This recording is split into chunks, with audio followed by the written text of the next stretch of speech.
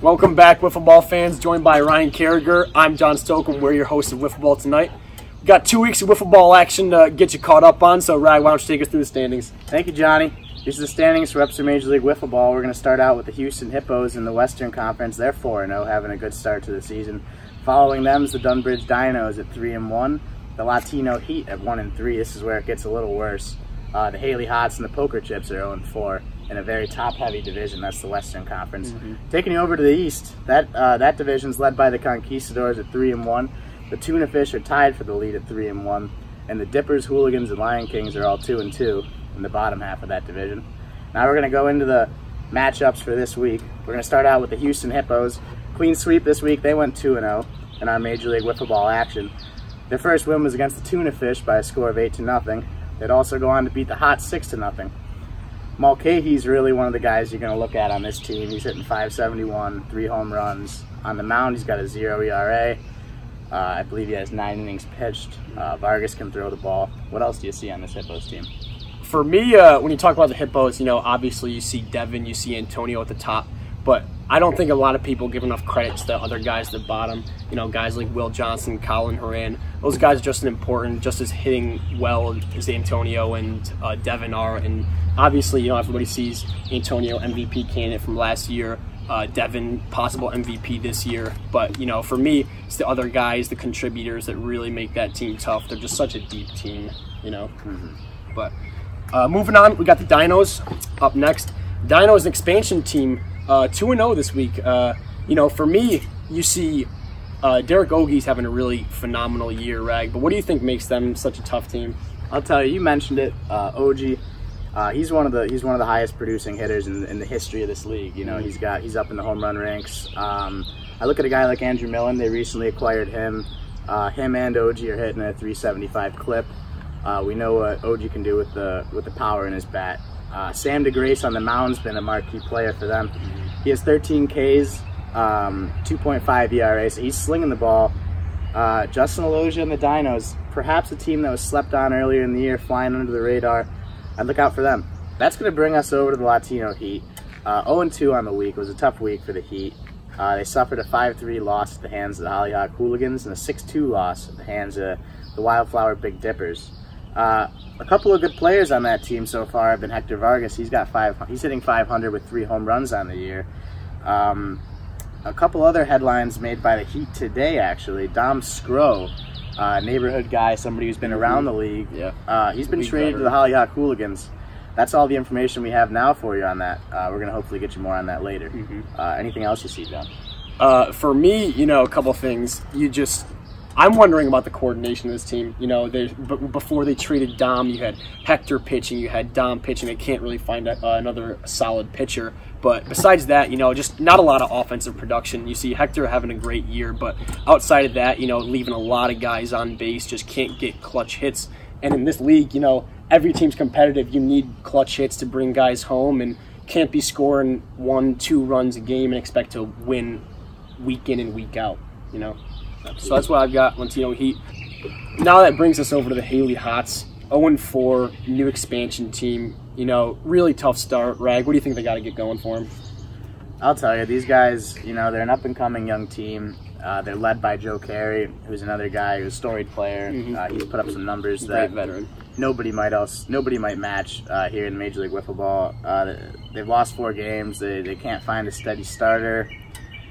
They've got some new guys that perhaps you could be excited about earlier in the year, but right now something's not working. To me, you got to look inside your minor league system, see who you can move around, who you can get for what you got, and work with what you do have now. I'm not encouraged by this team so far. That's going to bring us over to the Poker Chips, a really interesting team in the league right now. They're 0-4, perhaps better than advertised. They got guys like Nick Lawler, potential MVP candidate. He's hitting .625 with 3 home runs. On the mound, he's 0-4 with a 2.53 ERA, which isn't horrible, but his opponents are hitting .390 against him, which is tough. What else do you see there, John? You mentioned it. I think Lawler, he's a staple on that franchise, but you got to look elsewhere. Joey's not having the season he had last year, but outside of Lawler, they're not hitting well. They're losing all their games, just a bunch of close games, 4 losses by 1 run, I believe. So you know, you don't want to say unlucky, but I don't think that team is as bad as their record says they are. I think that as we move into the latter half of the year, I think we're really going to see them take off. But you know, you got to look strength of schedule. You know, they've played some tough teams. So while they're 0-4, yes, poker chip fans, not sure if you want to press that panic button just yet. That wraps up the Western Conference. So we'll head over to the East now. Top of the East, two-way tie. We're going to start with the Shallow Creek Conquistadors. 2-0 this week. I see a really deep roster, Rag. I think that they got some really good players. Everybody wants to be there. What do you think? I got to agree with you here. This is a team that was in the World Series last year, a team that surprised everybody. They had a really tough week this week, and they pulled out a win against the Lion Kings 4-2. They beat the Poker Chips, the one-run game, as we mentioned. Offensively, there's not really a ton to be excited about on this team. You just got a bunch of guys that are contributing. Dominic Lamb, I believe, is hitting 600. You got Hill, OG, the other OG that is, also putting up respectable numbers with the bat. On the mound, it's really been Connor Deuce Johnson. He's been the heart and soul of that team. He's leading all of the big leagues with 14 innings pitched, 11 strikeouts, and a 1.71. So it's been impressive. I'll tell you, with behind the left arm of Deuce Johnson and the steady bats this lineup does have, I think they can be a threat. Moving on, another expansion team in the East. It's the 1-1 time Tuna Fish on the week. That is, they're 3-1 on the season. Excuse me. They'll lose to the Hippos and beat the Poker Chips this week. They've got young guys Jackson Allen, Evan McCoy hitting 600 and 500 respectively. Daniel Vargas hitting at a 400 clip. He's also been a good pitcher for them, John. Do you want to touch on that a little bit? Yeah, you know, he's been good. His stuff's been really good, but didn't have it versus the Hippos. You know, Hippos put up a league record 5 consecutive home runs, 8 home runs in 1 inning off of the combination of Daniel Vargas and Jason Vent. But, you know, besides that, you know, Daniel's had a really great year. He puts in the work in the offseason. Stuff's been great, just might have been a bad game. But for me, the story about that team, you know, the controversy, Daniel Vargas may be wanting a trade. We'll get you more news on that as we're updated. He's had some rifts between him and Jason Vent.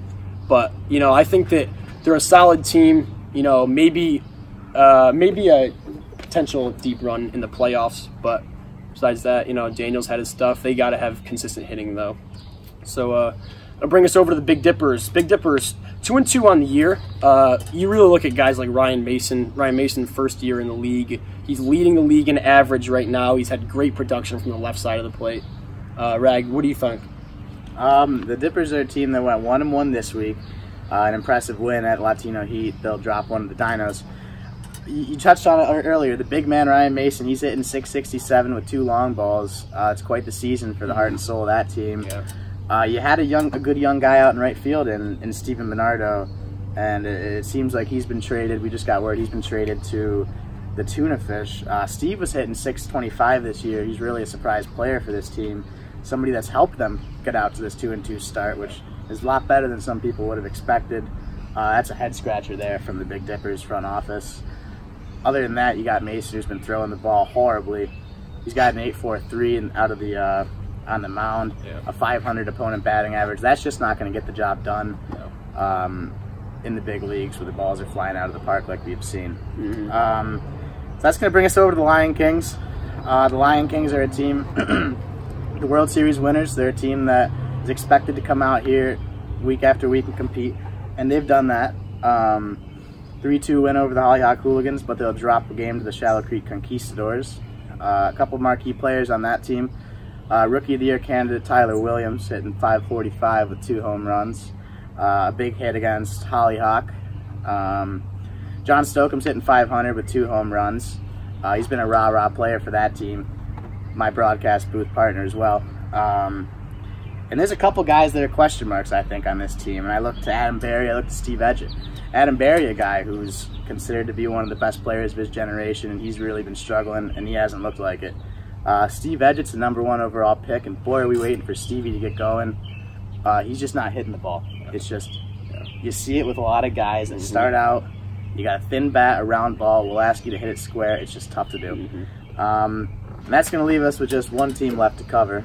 John, take us away. And that team is the Hollyhock Hooligans, 2-2 on the year, 2016 wiffle ball champions. You know, for me, it all starts with my co-partner, Rag, on the mound. One of the best pitchers in the league, leads the league in strikeouts. But for me, my thing is you got to have more offensive production. You know, not score enough runs. Rag, you're also top 5 in batting average, but a couple early picks. Michael and Nathan Zakari not having the years they expected. Brandon Zakari maybe not having the year he expected either.